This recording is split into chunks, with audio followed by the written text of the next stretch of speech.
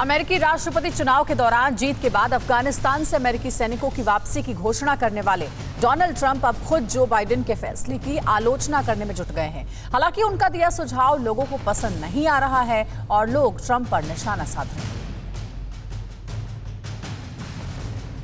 अफगानिस्तान पर तालिबान के कब्जे के बाद अमेरिका में भी राजनीतिक गरमाई हुई है। अफगानिस्तान से सैनिकों की वापसी के निर्णय की आलोचना हो रही है।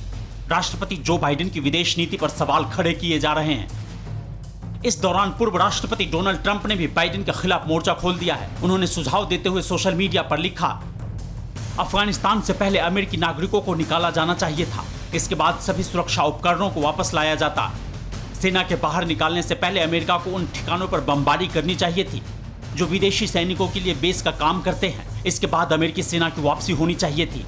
आप इसे उल्टे क्रम में नहीं कर सकते हैं, जैसा कि हमारे जनरलों और बाइडेन ने किया है। इस कदम से कोई अराजकता नहीं होती, कोई मौत नहीं होती, तालिबानियों को पता भी नहीं चलता कि हम चले गए। हालांकि पूर्व राष्ट्रपति डोनाल्ड ट्रंप का यह दांव उल्टा पड़ गया।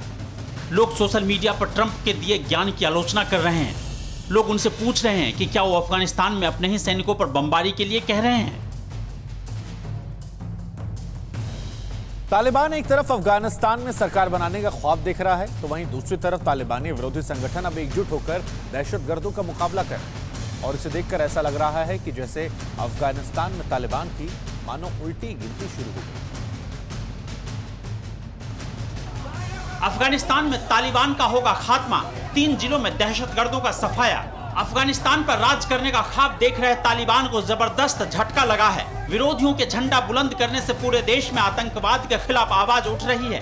लोग सड़कों पर आ रहे हैं, अफगानी झंडे के साथ तालिबान का विरोध कर रहे हैं। वहीं इन सब के बीच बागलान प्रांत के विरोधी गुटों ने तालिबान को जबरदस्त पटखनी देते हुए बागलान प्रांत के बानू पोल ए हैसर जिले को तालिबान के हाथों से आजाद करा लिया है। जिसके बाद विरोधियों का अगला टारगेट डेह सलाह है, जहां स्थानीय लड़ाके तेजी से आगे बढ़ रहे हैं। इस दौरान तालिबान के कई दहशतगर्दों के भी मारे जाने की खबर है। वहीं विरोधियों की बढ़ती ताकत से भी तालिबान घबराया हुआ है।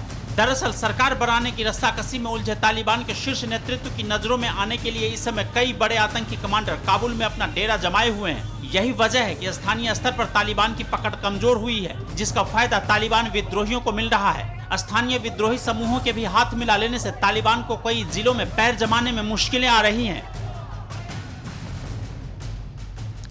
और अफगानिस्तान में तालिबान राज कायम हो चुका है और इसका असर भी दिख रहा है। तालिबानी घर घर जाकर उन लोगों की तलाश कर रहे हैं जिन्होंने इसके पहले की सरकारों का समर्थन किया था।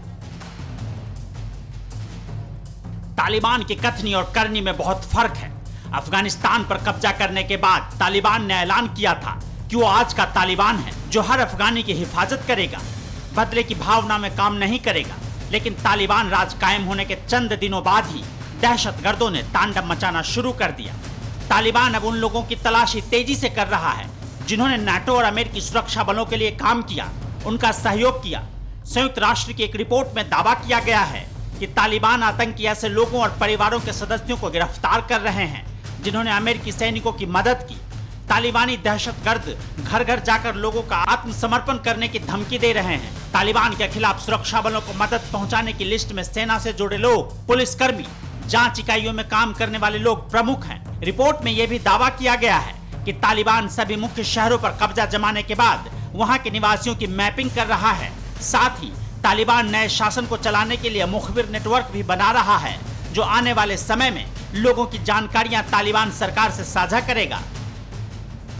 अड़ी सोमवार से शुक्रवार शाम 6 बजे सिर्फ TV9 भारतवर्ष पर।